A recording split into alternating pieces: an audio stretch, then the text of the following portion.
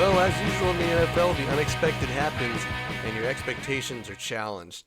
Now, luckily, it wasn't a total embarrassment, but the Lions played an NFL team on Sunday, and their opponent started to figure some things out as the game went on to make it much more competitive than it had previously appeared. So, of course, it's the lowly Bengals with the backups in, but they do have a professional coaching staff and professional players, and so, the opponent, they bring it to you in any way that they can. So the Lions end up winning 37-24.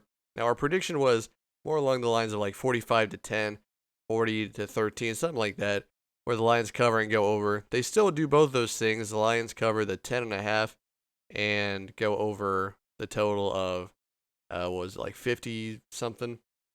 But it just wasn't exactly the way that we thought it would go because the Bengals actually ended up scoring a few points in the fourth quarter. Ended up going for 21 in that final quarter, which is not what you want to see if you're the Lions defense there and trying to put the game away. But we'll get to that in a second.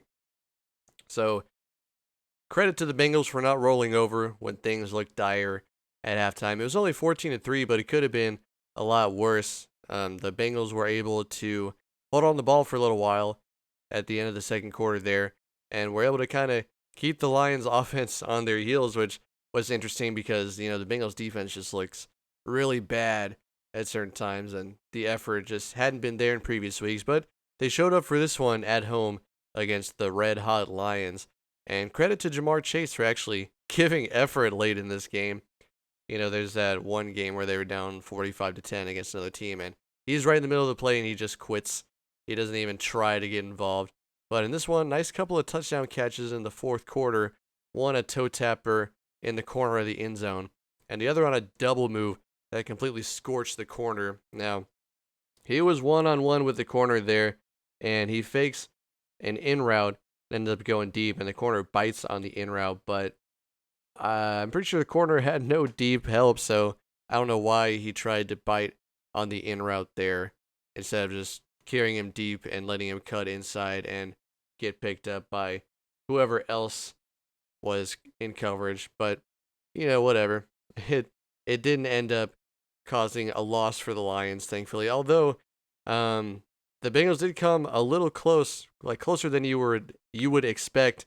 So it was 35-24 with 3 minutes left, and they actually got pretty close with an onside kick. They almost got it. They kicked it just short of the 10 yards that it has to go, and a Lions player tried falling on it, but the ball was very slippery and took some strange bounces. So the Bengals almost recovered that onside kick. It would have made things a lot more interesting, and at least would have given the Lions something to think about.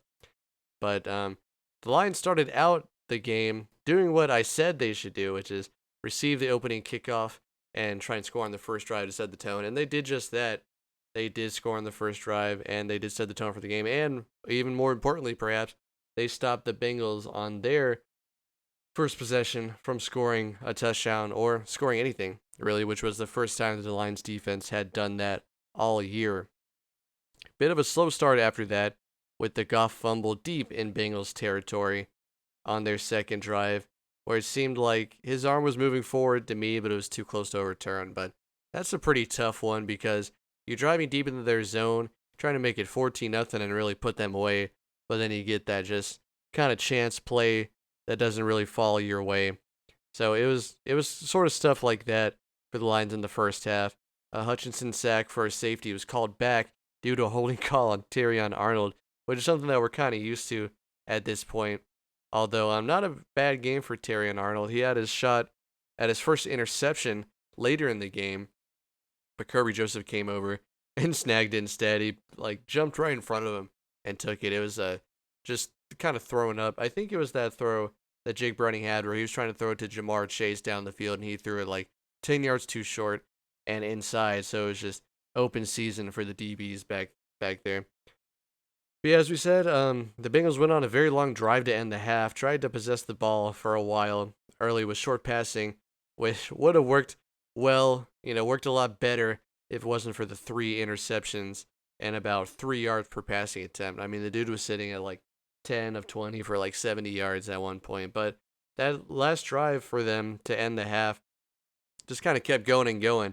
and it ended with the Bengals pretty deep in the Lions territory with the clock running down. They had a fourth down, and they lined up as if they were going to go for it, but then instead they just kind of ran the clock down, called a timeout, and went for the field goal, which is kind of strange because you could definitely go for it, and you still have timeouts. So, and plus you get the ball back at the half, so you could definitely try and make it 14-7, then come back and double up in the second half, make it 14-14.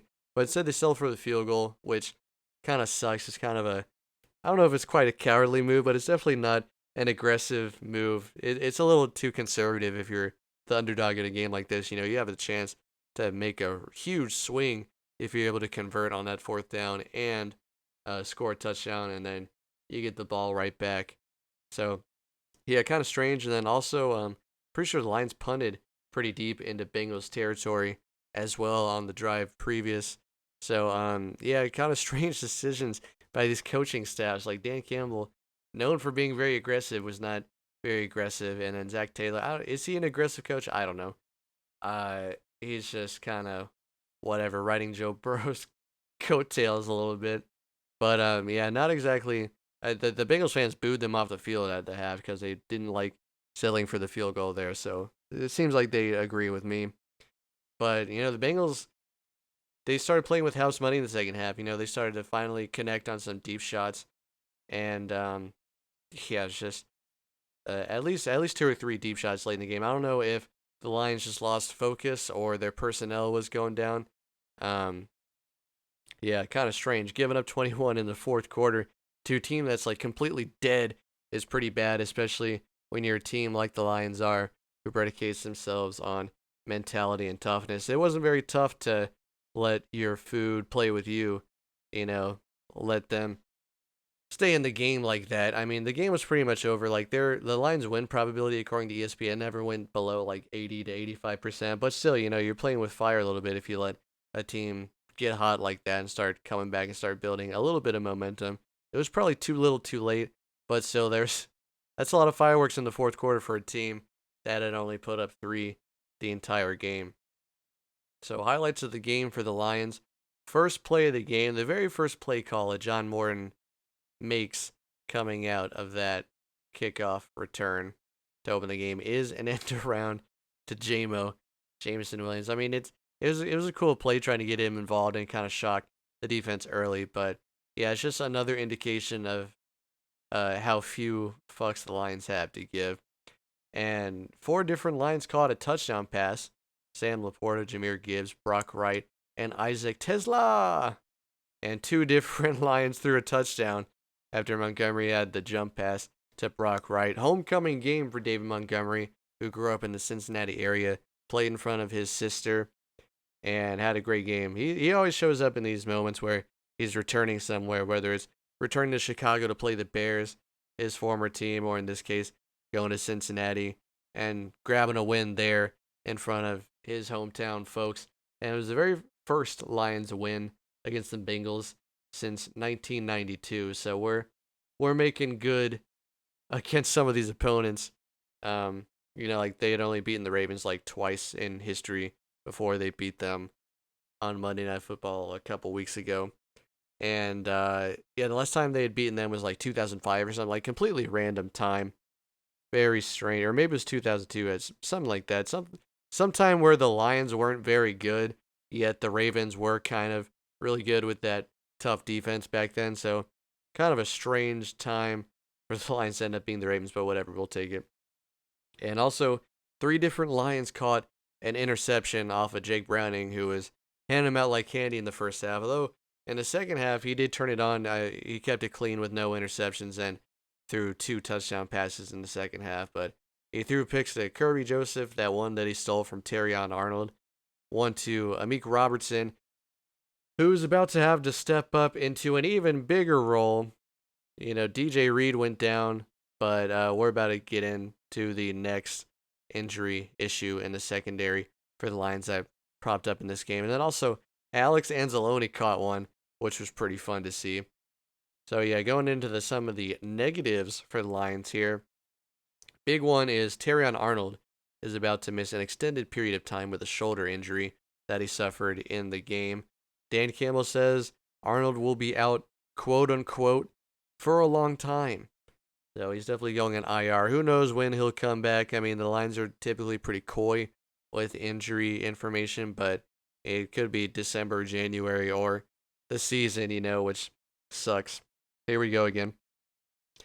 Hopefully the disease doesn't spread to the rest of the defense like it did last year, but being down corners isn't great. I mean, we did sign a lot of corner depth. We have some backup corners who are playing on special teams like Rocky Yassin and people like that, but yeah, definitely don't want a repeat of like the Kindle Vildor situation from years past. Good player, but it gets in bad situations and tips the ball up in the air to 49ers receivers by accident. But no. Shout out to Kindle Vildor. I hope he's doing all right. And Khalif Raymond leaving with a neck injury, officially questionable, but with neck injuries, you definitely want to be a little careful with those. So yeah, he's primary kick returner, usually like wide receiver 3, officially questionable. Dominic Lovett, the rookie receiver out of Georgia, took over return duties. Didn't really do a whole lot, but it's tough to lose such a dynamic returner like Khalif Raymond, who has been known to take back a punt return or two. And who knows, maybe this injury, since he won't be playing receiver, could open up the door for Isaac Tesla to finally get some good playing time. I don't know why he's been played so selectively here. I guess they're trying to hide the secret weapon, but he runs some routes in the red zone. That's about it, and he caught a touchdown in this one, and he caught the one touchdown in that other game. But yeah, on the season he's got like 3 catches for 40 something yards and 2 touchdowns. So really strange. They're kind of easing him in, kind of like they did JMO, I guess.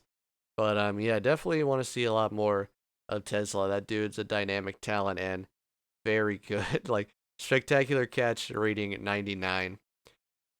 And Giovanni Manu got the spot start in place of the injured Taylor Decker and did not impress.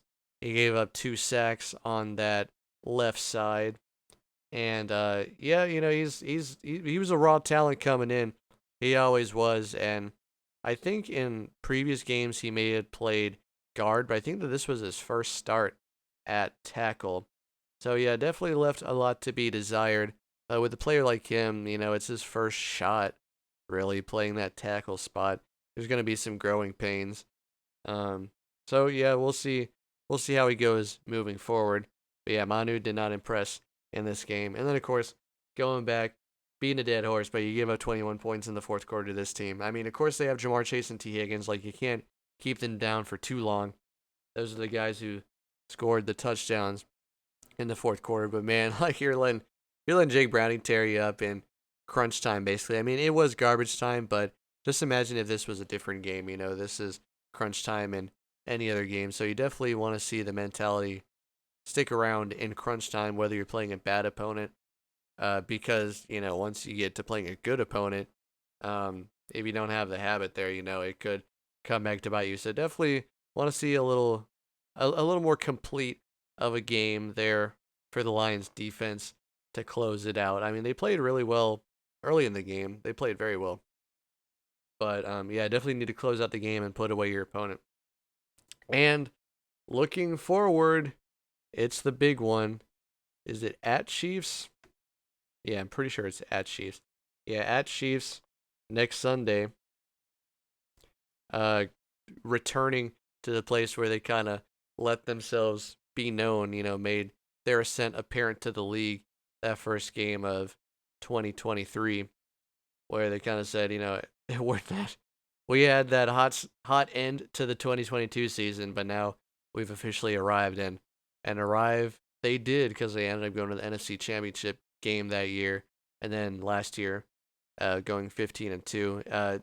Tragically, having both of their coordinators having their minds elsewhere, going for head coaching jobs. I think that's the reason that they didn't show up for that playoff game last year. But yeah, it's a big one next week.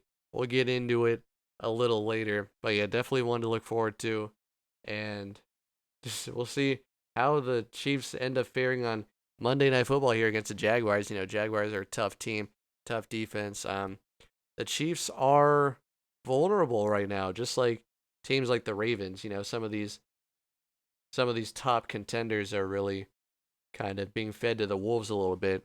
We finally have some newer teams kind of ascending once again. So it's looking like it'll be a really exciting season. And, any win against the Chiefs is a good one. We'll see if Travis Kelsey's fiance will end up being there. Of course, she's not going to show up in Duval County. I think she would crumble into dust if she walked into Jacksonville. And I'm pretty sure Brittany Mahomes stayed home. Also, yes, could not see them traveling to Jacksonville under any circumstances, but they might be there next week as the Lions come to visit and hopefully topple them once again. So, really exciting stuff to look forward to. Lions score at least 34 points in 4 straight games now after that weird game against the Packers and are now one of the hottest teams in the NFL, I would say. So,